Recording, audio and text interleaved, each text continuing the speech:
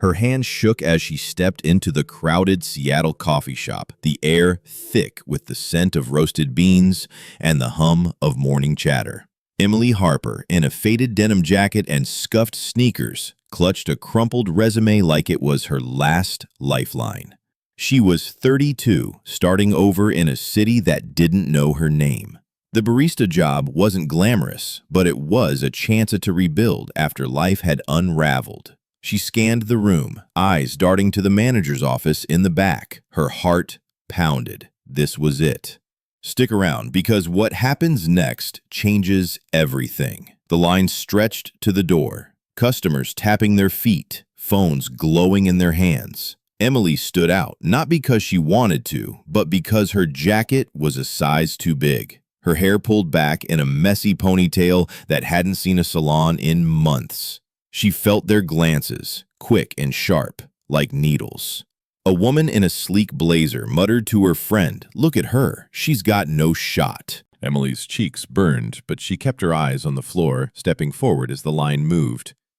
At the counter, the assistant manager, a guy in his 20s with a man bun and a bored expression, barely looked up. "Name's Ryan," he said, flipping through a stack of applications. "You got barista experience?" Emily nodded, her voice steady but soft. 2 years at a shop in Portland plus some cashier work.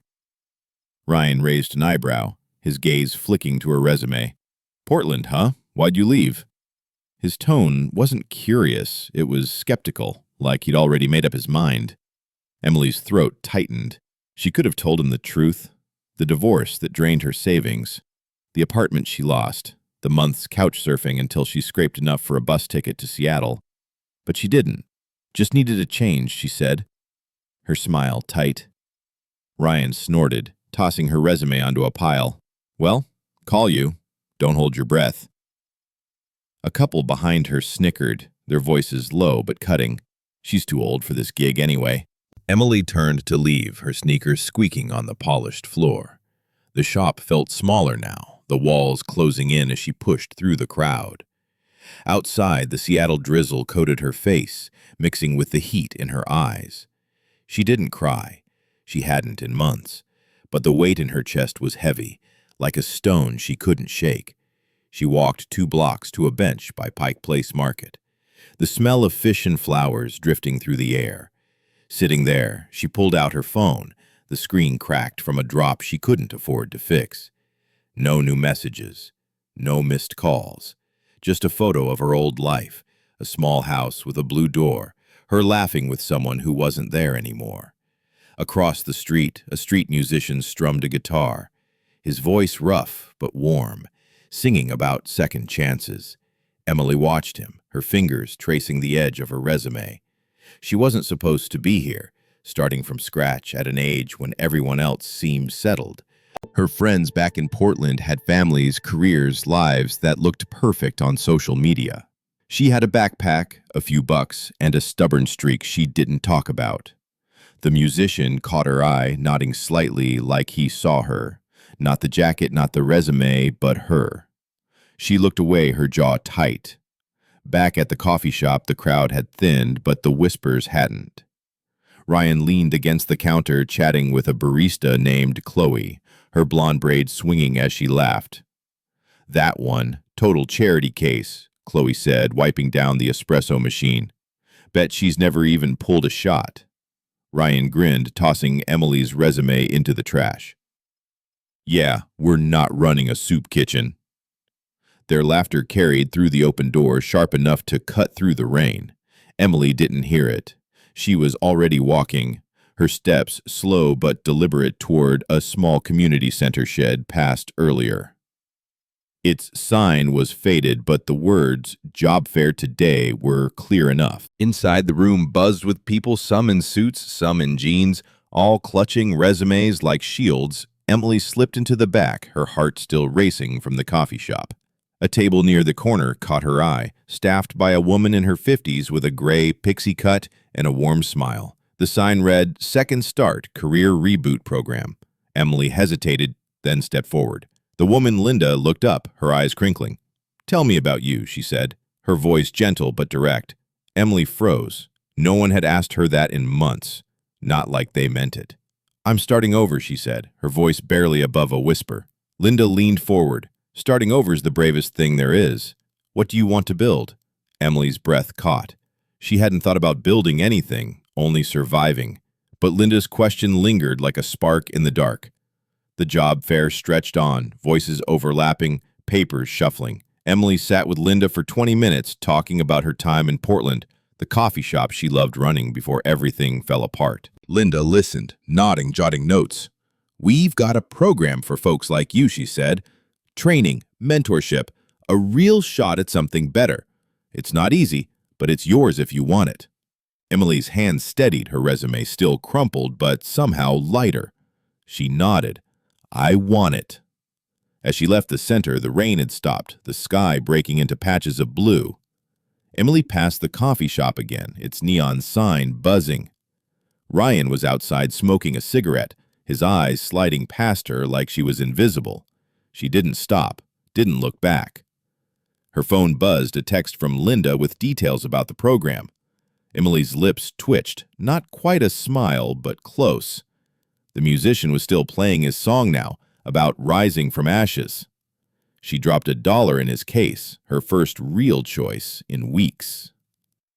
I've stood where Emily stood, feeling like the world's written me off.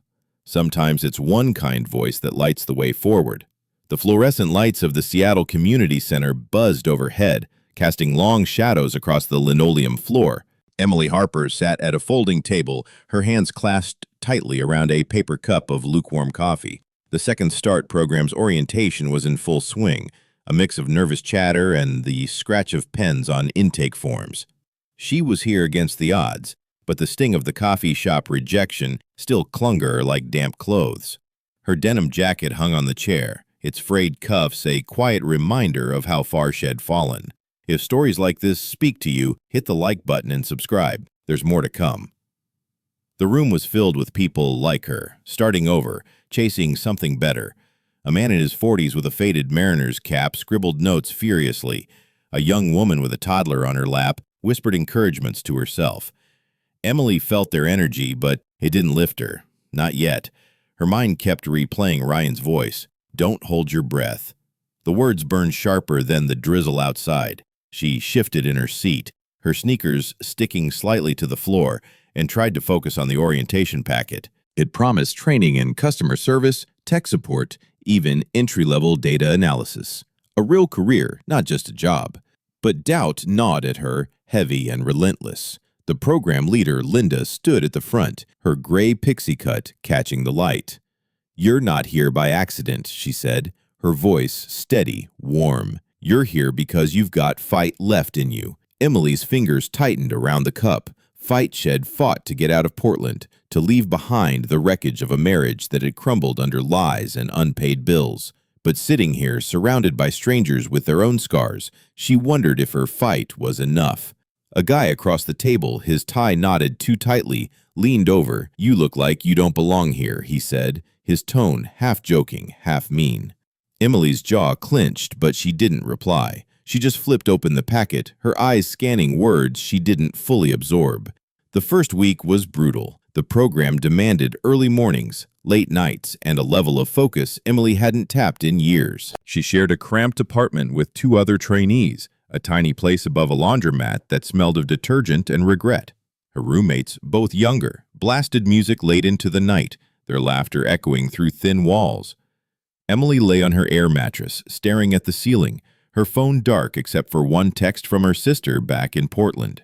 "You sure you can do this?" The question wasn't cruel, but it cut. She didn't reply.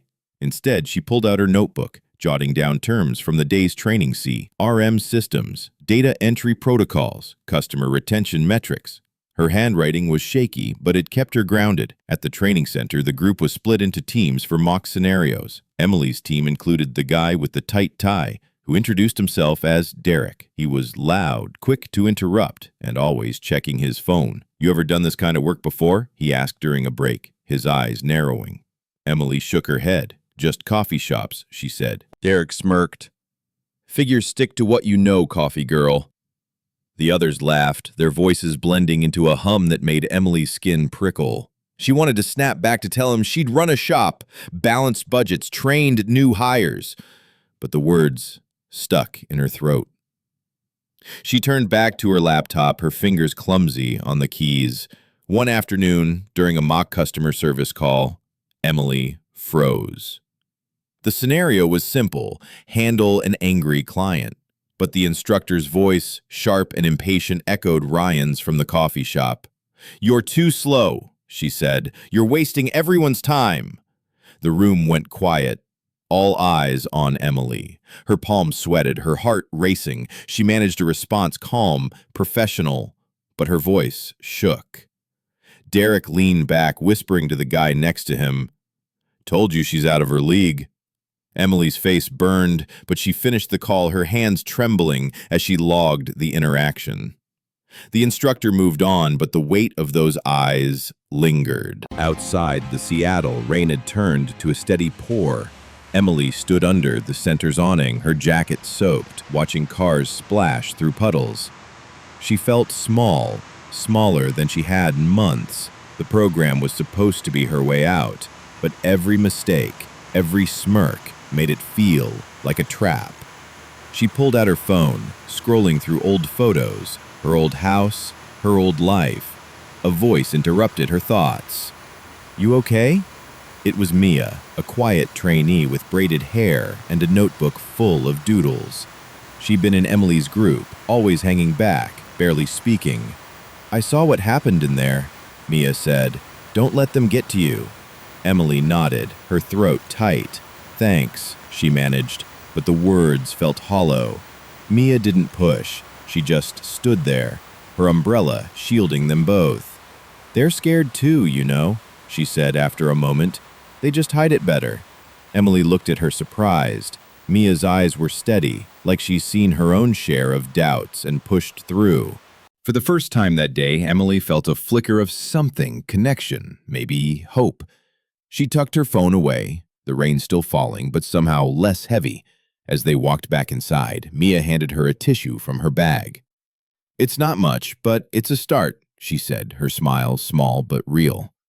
Emily took it, her fingers brushing against Mia's, and nodded.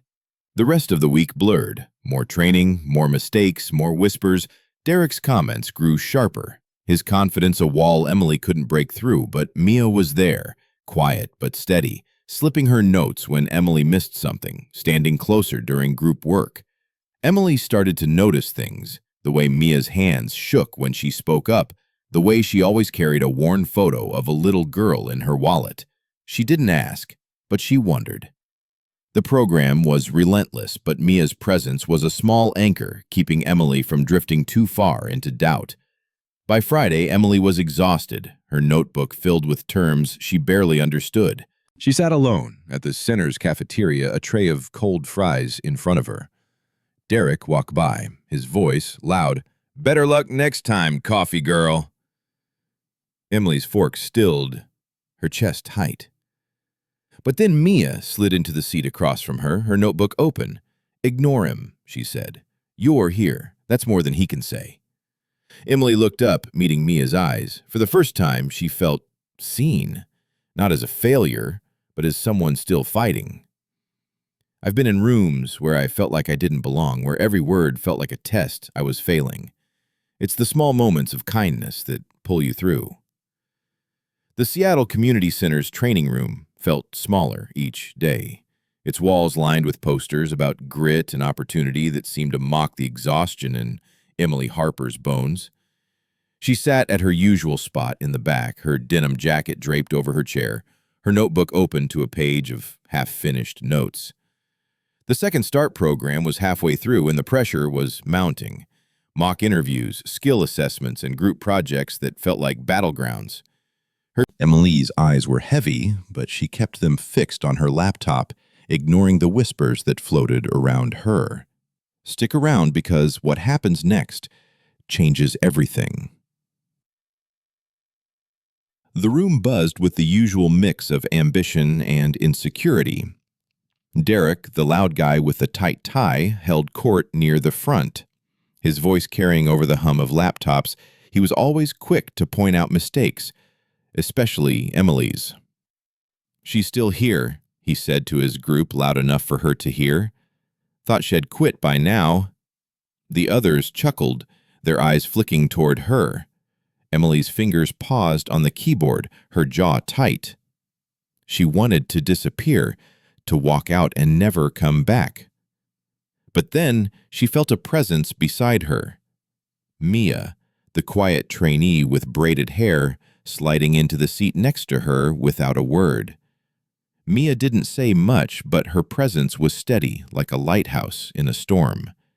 She opened her notebook, its pages filled with neat handwriting and small doodles of flowers and stars. "You got this," she said softly, not looking up. Emily glanced at her, surprised by the quiet confidence in her voice. Mia's hands were steady now, unlike the first week when they had trembled during presentations. Emily nodded, her throat too tight to respond. She didn't know Mia's story, but the worn photo in Mia's wallet's a little girl with Mia's eye, shinted at a weight she carried too. The day's task was a group project. Design a customer service protocol for a fictional company.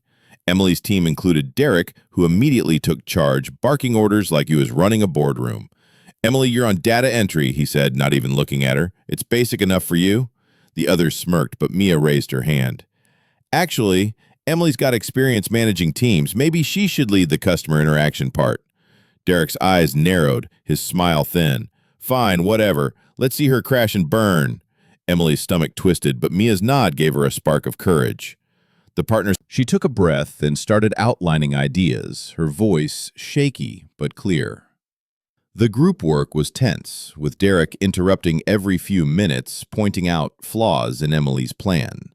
"Your escalation process is weak," he said, leaning back with a smug grin. "Customers will eat you alive." Emily's cheeks burned, but she kept going, explaining how to handle complaints with empathy and efficiency. Mia chimed in, her voice soft but firm. "I think Emily's approach builds trust. It's practical." The room went quiet for a moment, Derek's smirk faltering. Emily felt a rush of gratitude, her hands steadier, as she typed up the final protocol. During a break, Emily and Mia stood by the coffee machine, the bitter smell mixing with the center's stale air. "Why do you stick up for me?" Emily asked, her voice low. Mia shrugged, stirring sugar into her cup. "You remind me of someone I used to know, someone who deserved better."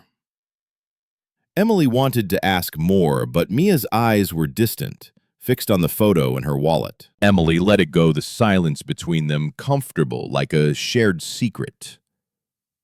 The next day, the instructor, a stern woman named Miss Carter, reviewed the group projects.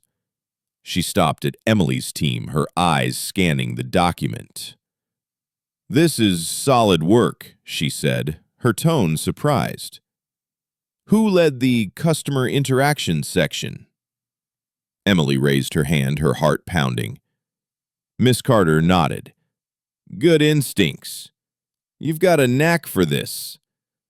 Derek's face reddened, his fingers gripping his pen. Emily caught Mazea's eye, a small smile passing between them. It wasn't much, but it felt like a victory. As the week went on, Mazea's quiet support became Emily's anchor. During a mock interview, when Emily stumbled over a question about conflict resolution, Mazea slipped her a note with a key phrase: "De-escalate with empathy." Emily used it, her voice steadier, and passed the exercise. Derek, meanwhile, grew louder, his comments sharper, but they started to bounce off Emily like rain on a windshield. She wasn't invisible anymore, not to Mia, not to herself. One evening after a long session, Emily and Mia stayed late to finish a data analysis task. The center was quiet, the hum of the vending machine, the only sound. Mia opened her notebook, revealing a new doodly, a tiny lighthouse. "It's for you," she said, her voice soft. "You're stronger than you think." Emily's eyes stung, but she didn't look away. "Thanks, Mia," she said, her voice cracking. Mia just nodded, her smile small but real. The next morning, Emily walked into the center with a new resolve. Derek was there as usual, his voice loud as he bragged about a job offer he'd gotten, but Emily didn't flinch.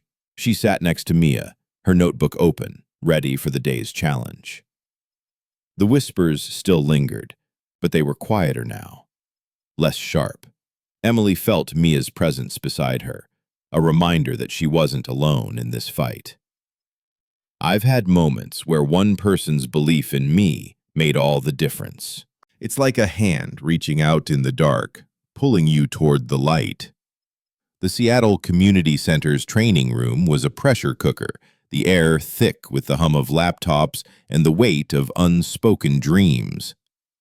Emily Harper sat near the back, her denim jacket folded neatly on her chair, her notebook filled with terms she was starting to understand.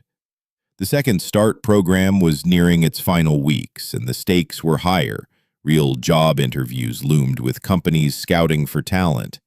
Emily's hands were steadier now, but doubt still lingered, a shadow she couldn't fully shake. If stories like this speak to you, hit the like button and subscribe. There's more to come. The room was alive with nervous energy. Trainees practiced elevator pitches, their voices overlapping in a chaotic hum. Derek, as always, dominated the space, his tie looser now, but his confidence unshaken. He leaned against a table, coaching his group with a smirk. "You gotta sell yourself," he said loud enough for Emily to hear. Not everyone's cut out for that. His eyes flicked toward her, sharp and taunting. Emily ignored him, her focus on a mock interview script. Mia, sitting beside her, scribbled a note, "You've got this." Emily's lips twitched, a faint smile breaking through. The day's session was intense, a panel of guest recruiters from local tech firms ready to grill the trainees. Emily's turn came late in the afternoon. She stood, her heart pounding, and walked to the front.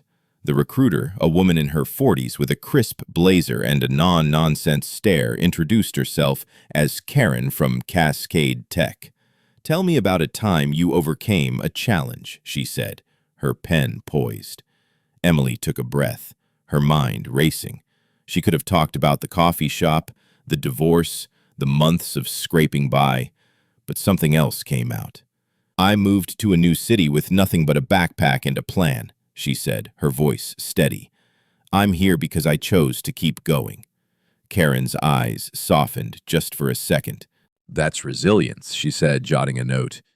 The room was quiet, even Derek's usual smirk gone. Emily sat down, her hands trembling but her chest lighter. Mia leaned over, her voice low. "That was real. You nailed it." Emily nodded, her throat tight. For the first time, she felt like she belonged here. Like she wasn't just playing catch-up. But the high didn't last. Later that day, during a break, Emily overheard Derek talking to a group near the coffee machine. "She's faking it," he said, his voice dripping with disdain. "Bet she's got no real experience, just a sob story." The others laughed, but one voice stood out, quieter, hesitant. "That's harsh, man," said a guy named Sam, a trainee who usually stayed out of the fray. Derek shrugged. "Truth hurts." Emily's stomach twisted, but she kept her head down, pretending to read her notes. Mia caught her eye, shaking her head slightly, like she knew the words cut deeper than Emily let on.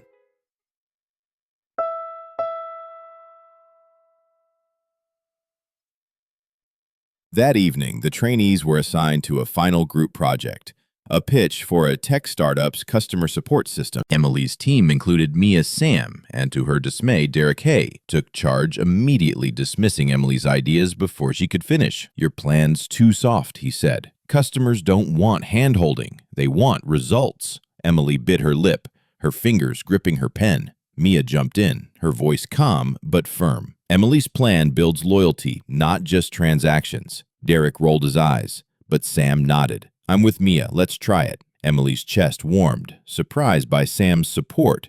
He was quiet, unassuming, but his words carried weight. As they worked, Emily noticed something about Sam. He wasn't loud like Derek, but he listened, asked questions, and caught details others missed. During a late-night session at the center, he stayed behind, helping Emily refine the pitch. "You're good at this," he said, his voice genuine. "You see people, not just problems." Emily blinked, caught off guard. "Thanks," she said, her voice soft. Sam smiled a little shy and went back to his laptop. Mia watched from across the table, her eyes knowing like she'd seen something Emily hadn't. The next day, the truth hit like a thunderbolt. Linda, the program leader, called Emily to her office. Her gray pixie cut gleamed under the fluorescent lights, her expression unreadable. "We've had a development," she said, sliding a folder across the desk. "Cascade Tech wants to offer you a position, Junior Customer Success Manager." Emily's breath caught. "But that's not all," Linda continued. "They've been watching you since the first week. You were recommended by Sam." Emily's mind reeled. Sam, the quiet guy who barely spoke up.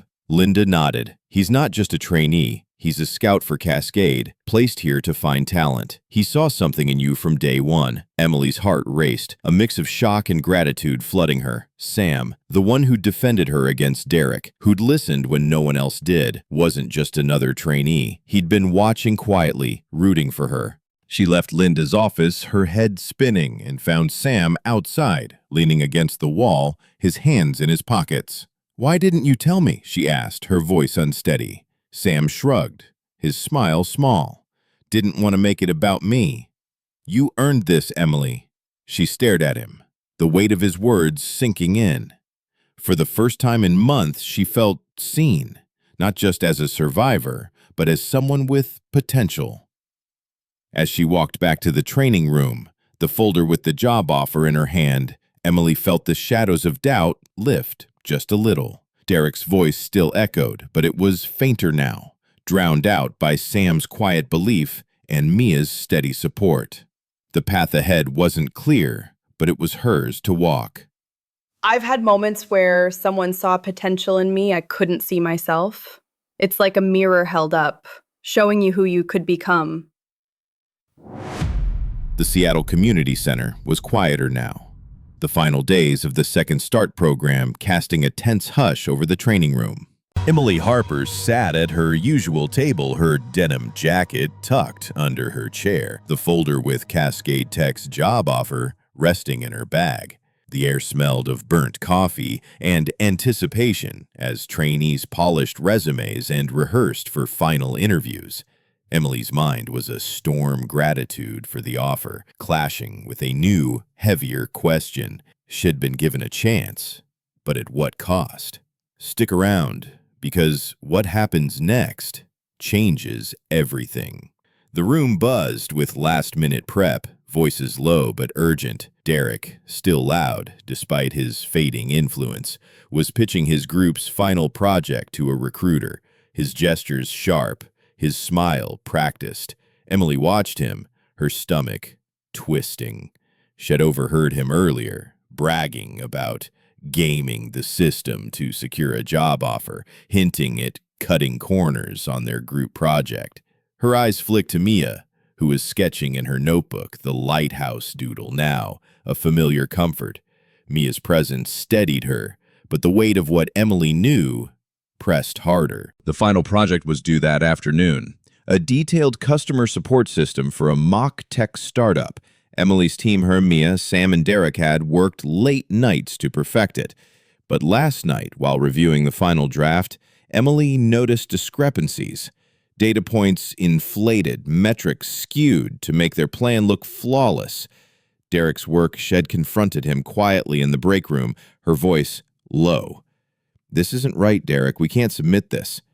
Mia had laughed, leaning back against the counter. "Relax, coffee girl. It's how the game is played. No one checks this stuff." Emily's hands had clenched, her heart racing. Shed walked away, but the choice gnawed at her. Now, sitting in the training room, she stared at the project file on her laptop. Submitting it meant endorsing Derek's lies, risking her integrity and the team's. Fixing it meant calling him out, potentially derailing her own job offer. Cascade Tech was watching, and Sam, their scout, had vouched for her. She glanced at him across the room, his quiet presence a reminder of the trust had placed in her. Mia leaned over, her voice soft. "You're thinking about it, aren't you?" Emily nodded, her throat tight. "I don't know what to do," she admitted. Mia's eyes were steady. You do. It's just hard. The clock ticked closer to the deadline. Emily's fingers hovered over the keyboard, her mind replaying her ex-husband's lies, the way she'd stayed quiet to keep the peace, losing herself in the process. She couldn't do that again. Not here. Not now. She opened the project file, her hands trembling, and started revising the data, stripping out Derek's exaggerations. It wasn't perfect, but it was honest. She sent a quick message to Sam and Mia. I'm fixing it. Hope you're okay with this. Mia replied instantly. Proud of you. Sam's response was a single word. Good. When the team presented, Derek took the lead, his voice smooth as he walked a recruiter through their plan. Emily stood silently, her heart pounding. Halfway through, the recruiter, Karen from Cascade Tech, raised a hand. These numbers look conservative compared to other teams, she said, her tone neutral. Derek faltered, his smile stiff. Emily stepped forward, her voice steady. We prioritized accuracy over flash. Customers trust honesty, not inflated promises.